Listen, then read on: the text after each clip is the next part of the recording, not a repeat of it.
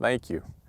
The Arkansas Discovery Farm program was developed to monitor nutrient and sediment loss at the edge of field in Arkansas agricultural practices.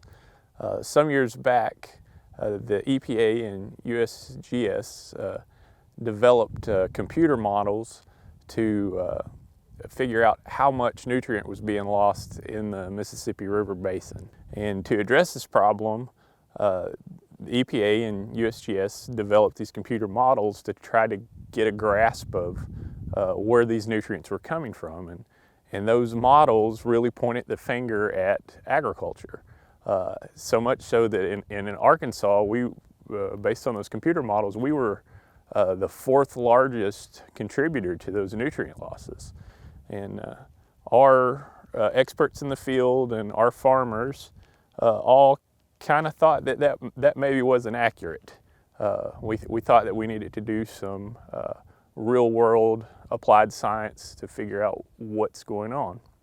And about the same time as we were thinking about doing the research into this problem, some funding from NRCS came available through their Mississippi River Basin Clean Water Initiative, MRBI program. And that money was focused on those regions thought to be high contributors to the nutrient problem in the Gulf of Mexico. The co-leads of the Arkansas Discovery Farm programs are Dr. Mike Daniels and Dr. Andrew Sharpley. The two of them have built the program similarly to the original Discovery Farm program in Wisconsin.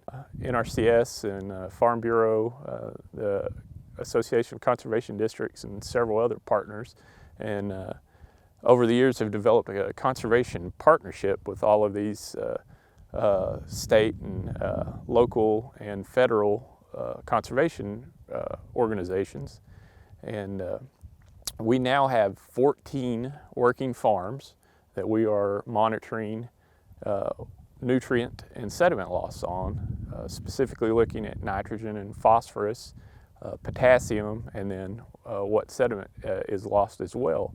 And we have found that at least in Arkansas, from the 14 farms that we have been doing our research on, that the original computer models really were significantly higher in nutrient losses than what we were actually seeing coming off of the farms.